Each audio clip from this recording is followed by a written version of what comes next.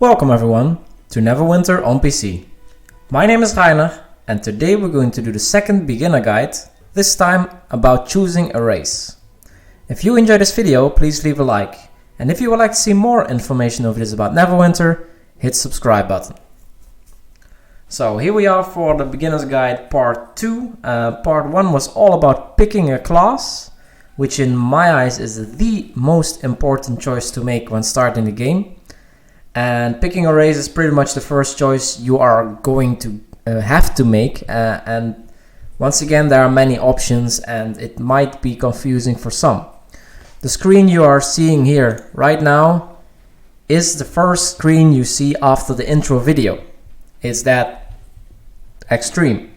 And before we go over the races, I want to briefly touch upon what ability scores are and their importance. Then we will look at the available races and the attributes. Some of the races are not available for starting players, but I will mention this separately. And in the end, we will also look at how to pick a suitable race for your chosen class. So if you haven't chosen a class yet, go to the first video first and pick your class and then come back to this video. But first, ability scores. There are 6 ability scores in the game. You have Strength, Constitution, Dexterity, Intelligence, Wisdom and Charisma. Strength measures a character's physical power.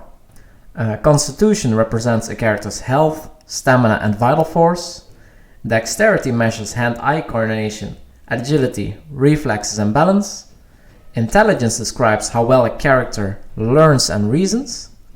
Wisdom measures common sense, perception, self-discipline and empathy. And charisma measures force of personality, persuasiveness and leadership. Each character in the game has all 6 of those with a certain value. A value of 10 is considered the normal base value. In the game, each class has different needs concerning these ability scores. DPS classes typically want a lot of strength or dexterity, and for the control wizard is intelligence. And for tank classes, constitution or charisma is often important.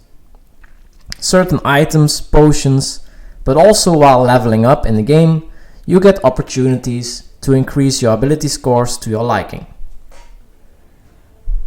So now, let's go over the races. Let's go first over the races that are not available for starting players. So I have a fresh account here because I didn't have available character slots.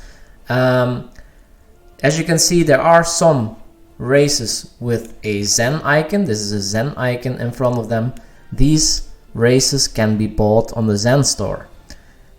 There's also one item with a key here, and this race can be unlocked with by opening certain lockboxes in the game. And this is pretty expensive. So the Dragonborn race is one of the races that can be bought, and this comes from the Dragonborn Legend pack. The Moon Elf is another purchasable race, and this comes from the Knight of the Feywild pack. The last race, and I hope I say this correctly, the Menzo Beranzan Renegade is a race that comes from the Hero of the North pack. And that's typically a very expensive pack. The Metallic Ancestry Dragonborn is actually for DPS classes usually the best race there is, but this one you have to get lucky and win it with enchanted keys, or you have to buy it on the auction house, but this is very expensive and not for starting players, let's say it like that. So let's go over the races that are available for new players. There's the Human, we have the Half Orc, Wood Elf, the Sun Elf, Dwarf, Halfling, Half Elf, Tiefling and the Drow. Each race has certain abilities. For the Human, we have versatile defense, which means your defense is 3% higher than that of other races, so you get a bonus here for defense. You can increase one of your ability scores by 2, and you can pick whichever you want. And then you have heroic effort, which means you get 3 additional heroic feature points. which can be nice for some builds. The next one is Half Orc. Half Orc has abilities Furious Assault, which increases your critical severity, so your critical hits will do more damage, good for damage class. Then for the ability scores you get 2 dexterity, and then you can pick either 2 constitution or 2 strength. And you have Swift Charge, that you get a 10% bonus to run speed for 3 seconds when you enter combat. Next one is Wood Elf. Wood Elf has Elven Accuracy, which means that critical chance is 1% higher, so you get a bonus of 1%, and ability scores you get 2% dexterity, and then a choice of 2%. It's plus 2 dexterity, and either 2 intelligence or plus 2 wisdom. And they also have Wild Step, which means you have a 10% resistance to effect that slow your movement. Control resistance typically isn't that great in the game. A lot of enemies just go through that. So that's where we're mainly interested actually in ability scores, and we'll get to that later. Then the Sun Elf. Sun Elf has the racial abilities Inner Calm, which means that you get 2% more action point gain, which is nice for example, a Devoted Cleric. And ability scores, it grants you 2 intelligence and a choice of 2 dexterity or 2 charisma. Then you also have the Sun Elf Grace, which is also control resistance by 10% added. Next up is the Dwarf, Stand Your Ground, 20% resistance effects for knock and push, and ability scores 2 constitution and either 2 strength or 2 wisdom. The last ability for the Dwarf is Cast Iron Stomach, which means you have a 10% increased damage resistance to damage over time effects. This is not that bad. There are many damage over time effects in the game. Then we come to the Halfling. Halfling also has 3 racial abilities. The first one is Nimble Reaction, which increases your deflection chance by 3%. The ability scores, you get 2 dexterity and 2 charisma or 2 constitution. And you have Bold, which also reduces control effects by 10%. There's many classes that have something in this way.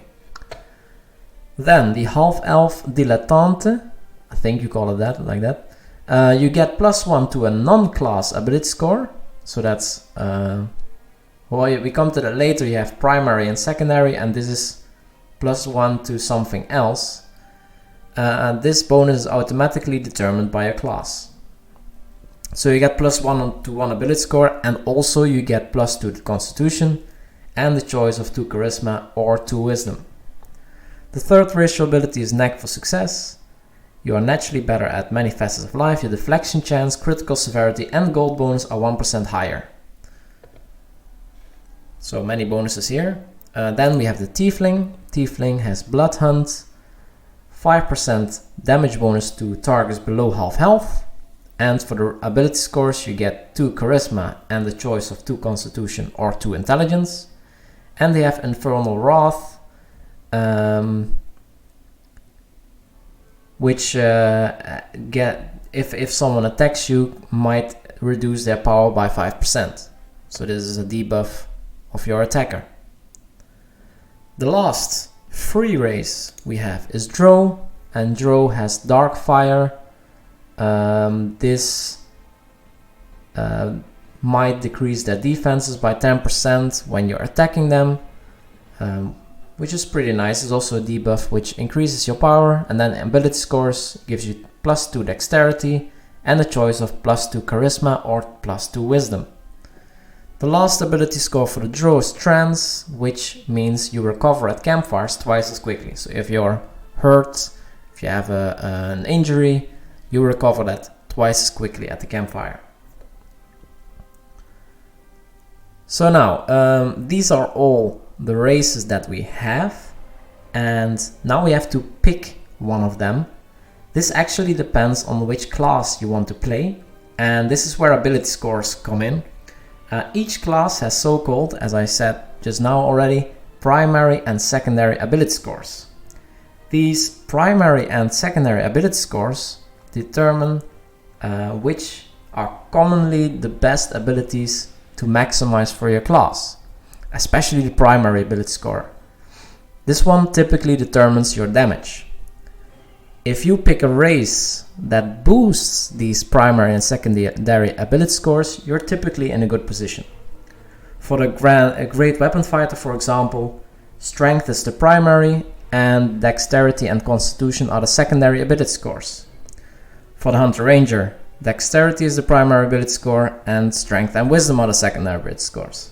Well, instead of talking about it, I actually made some diagrams to make this stuff more clear.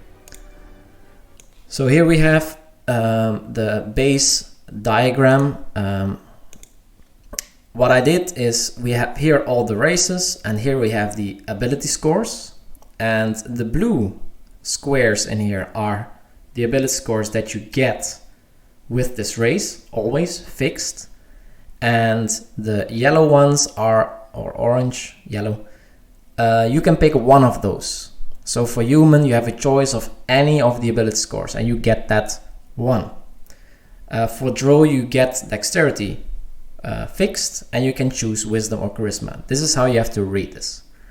So this can be mapped on what certain races have as primary and secondary ability scores.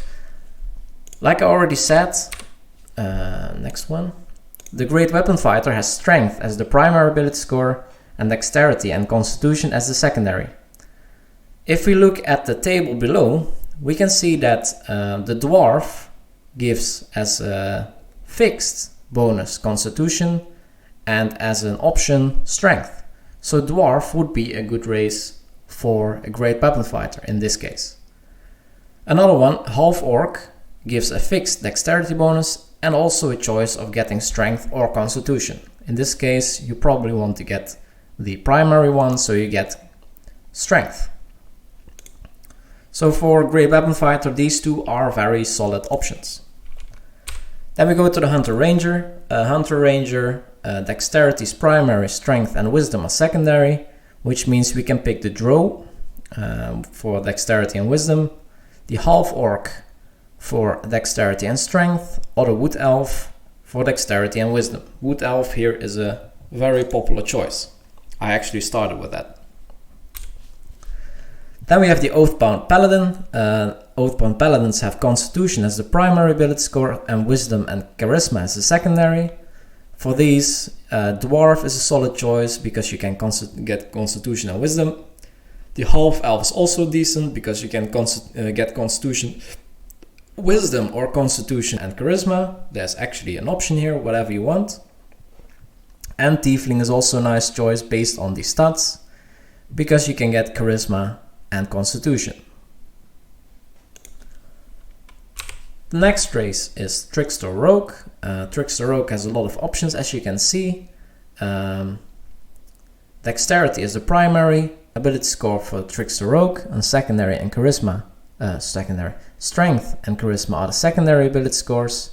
This means Drow would make a nice choice: half orc, halfling, or tiefling.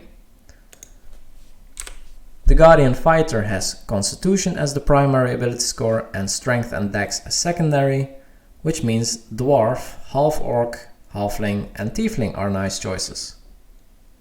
I don't understand Tiefling, 1 second.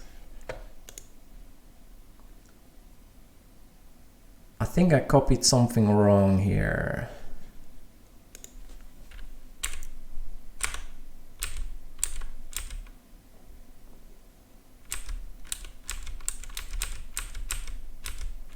Yeah, these pictures are messed up. Okay. Actually, you should not read below the Wood Elf. Wood Elf is double here. My bad. So, for the Trickster Rogue, Tiefling is also not a viable choice. And for the Guardian Fighter also. That would be strange. Yeah. So, don't look below this. I somehow messed up these images. I'm not sure how. But, whatever. Then we have the control wizard. For the control wizard, Sun Elf and Tiefling are actually good choices. Yeah, so here the Tiefling was correct. Then we have the Scorch Warlock. For the Scorch Warlock, Charisma is the primary ability score, and Intelligence and Constitution are the secondary, which means Half Elf, Sun Elf and Tiefling are solid options for the Scorch Warlock. Finally, we get to a little bit interesting one, which is the Devoted Cleric. For the Devoted Cleric, Wisdom is the primary ability score, and Strength and Charisma are the secondary ability scores. If you go through this table, there's actually not a single class that gives both of them. That doesn't mean that all options that you can pick are bad. You just need to pick whatever suits you best. Typically, for the Devoted Cleric, the Sun Elf I think is a pretty solid choice. Human is typically also okay, but nothing that gives you both of these ability scores, and that's why nothing is colored here, which is a little bit interesting. Anyway, I will post these pictures when I fix them, of course, on my Patreon, I think, where you can have a full overview of what the choices are. I will put a link in the description to the first video, the first beginner's class, and also to my Patreon, of course, where you can see these overviews. And I hope this helps. If you have more questions on this, please put them in the comments and I will answer as much as I can. If you have any remarks in this video or any suggestions on what to investigate next, feel free to leave a comment below and don't forget to subscribe. Thank you so much for watching and see you in the next video.